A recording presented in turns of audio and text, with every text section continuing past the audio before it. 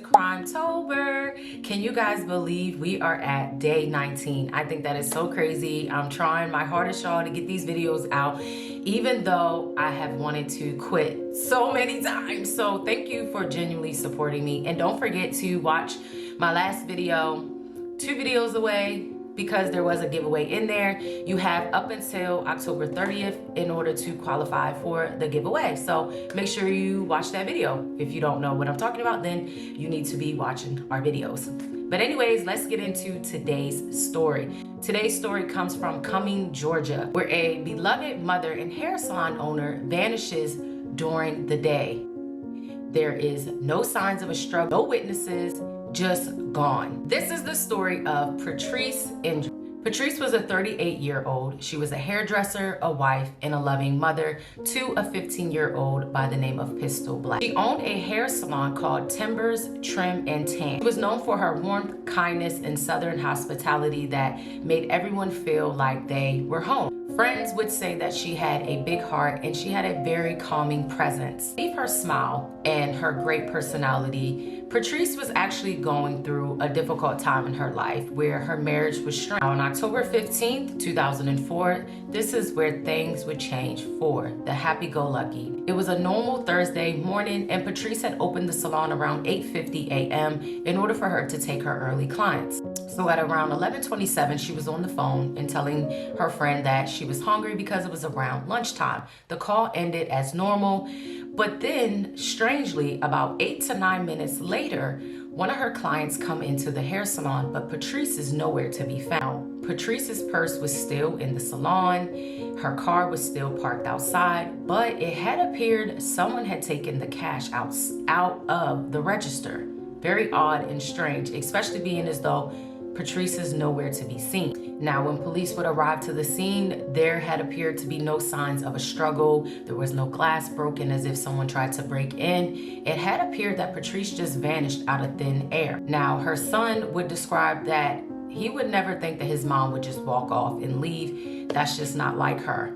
So, of course, detectives turned towards her husband, Robbie, because, as always, the husband is always the first suspect, y'all. And not even just because the husband, you're the partner, the spouse, but friends would describe how the marriage was very tense. It was in a tough spot currently. So that makes investigators, say, let me put my thinking cap on and point to Robbie. And not even that, her friends also described the marriage being tense, but Robbie was very controlling, even jealous of her and her son. So when law enforcement asked him about Patrice disappearing, or kind of like how he is feeling, I want to read what he actually says to them, y'all. He says it's been, because it raised a few eyebrows. He says it's been hard not having that closeness with her. I miss that physical closeness.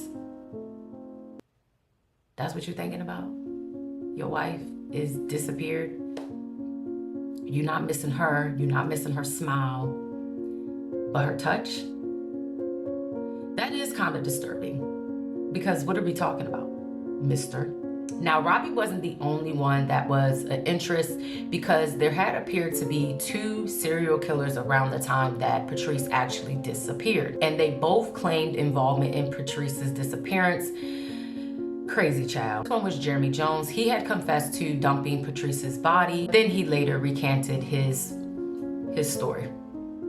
Why are you wasting my time, Jeremy? Second was Gary Hilton. He was known as the National Forest Killer. He had mentioned the disappearance of Patrice, but there was nothing that investigators could find to kind of prove that he was involved. So despite all of these different leads, or as you say, things to try to get the investigation going, nothing became concrete. All we know is that Patrice had vanished within thin air. So on December 6, 2005, skeletal remains were found.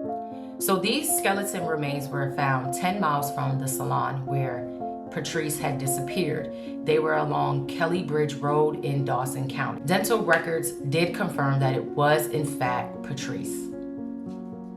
So unfortunate. So her remains were scattered, so there was not really a clear sign of her cause of death. It had finally ended the search, but it didn't give off like, why would someone do this? It had more questions than it did answers, because who took her and why? What was the reason? So Patrice's son believed that Robbie he wasn't basically being fully honest. Like, he knew more than what he was telling. During an interview for Unsolved Mysteries, if you guys ever watched that, he goes on to say how Robbie was very controlling to pistol any of his mother's remains. He basically wanted to keep all of the ashes of Patrice. And that hurts me, because I know exactly how that feels when people keep ashes of your loved one and you're not able to get them. Child, it's such a hurtful feeling, especially your parent. I don't have neither ashes of my parents, and that is the most disheartening thing that I've ever endured. So I can understand that 1,000% how that feels. Like, you don't want anyone else to have a piece of her. It's even crazy to me, especially being as though it's her son. Disappearance of Patrice is one that kind of gets under your skin, because there's more questions than answers, and why someone would take her. It has been nearly 25 years since her disappearance, and no one has been charged due of her murder. And that's really heartbreaking to know that no one has been, charged. And why? Like, why not? As we move through CRIMETOBER, it's a reminder that life is very fragile. You can be living out your day, and then something can happen to you within a blink of an eye. It's a reminder to cherish your day, because Patrice didn't deserve whatever has happened to her. And that is the mystery. What exactly did happen to Patrice? Only one can assume, and I'll leave that up to you to assume, what you think may have happened to her. I think that homeboy definitely did something, because why would anyone just randomly attack her broad daylight? And then the ashes stuff and the being controlling, But that is today's episode, guys. I am sending Patrice's family love and light. I hope that one day someone is officially charged with her murder, because she was indeed murdered. It's definitely a mystery. I'm gonna go watch that Unsolved thing. Love Unsolved Mysteries. But I'll see you guys tomorrow. Bye, guys.